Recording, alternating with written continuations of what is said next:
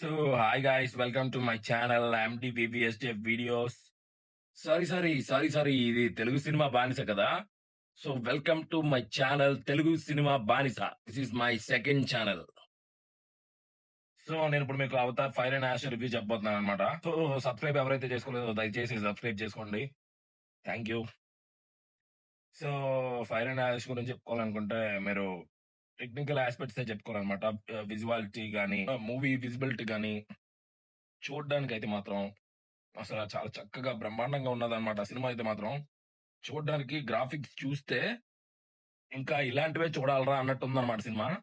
So అంత బాగుంది.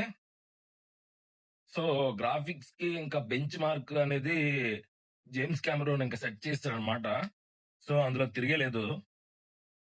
So ఇంకా మెయిన్ టాపిక్ వస్తే గనక స్టోరీ అయితే సేమ్ అదే ఫస్ట్ పార్ట్ నుంచి ఇప్పుడు దాకా.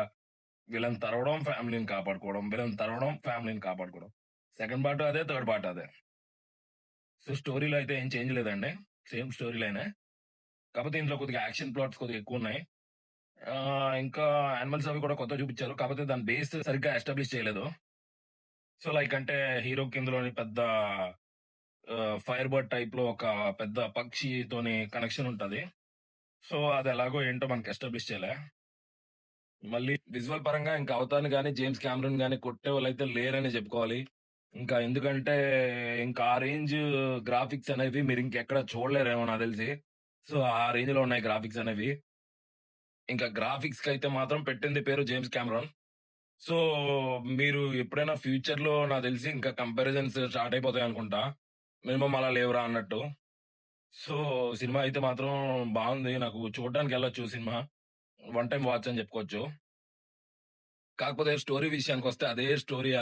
1లో అదే స్టోరీ, 2లో అదే స్టోరీ, 3లో అదే స్టోరీ. ఫ్యామిలీ మీదకేమో అటాక్ చేస్తారు ఏలియన్స్. ఆళ్ళ నుంచేమో కాపాడుకోవడం. సో అదే స్టోరీ రిపీటేటివ్ అయిపోతుంది స్టోరీ. సో కొద్దిగైనా ఫోర్త్ పార్ట్ ఏదో ఉన్నదంటున్నారు. మళ్ళీ అందులోనైనా స్టోరీ మారిస్తే బాగుంటుంది కొద్దిగా. సో నాకైతే మాత్రం movie one time watch friends.